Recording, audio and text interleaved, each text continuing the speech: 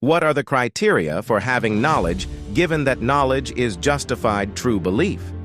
Well, one will have knowledge if it satisfies the following criteria. 1. Proposition is true. 2. The subject believes that the proposition is true. 3. The subject is justified in believing that the proposition is true. For example, proposition, God exists, for the number 1 criteria, since no one has seen God or can see God.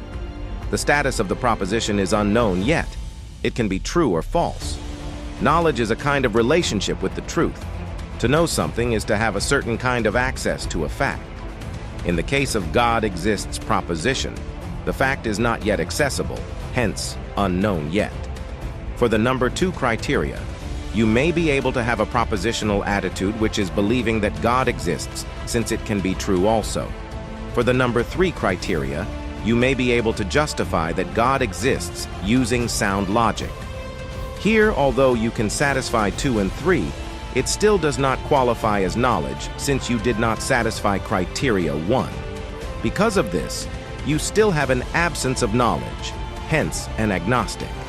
But since you choose to believe and have justification that your belief is true, then you have a justified belief, despite being an agnostic. This is the difference between agnostic and agnostic theist. An agnostic, knowing that criteria 1 is not satisfied, did not choose to have a propositional attitude, which is number 2, and therefore does not need to justify it in number 3. Meanwhile, an agnostic theist is someone who acknowledges that criteria 1 is not satisfied, but chooses to have a propositional attitude, which is number 2, and then proceeds to justify it in number 3. Here, the person has an attitude toward a proposition that is not known yet to be true or false.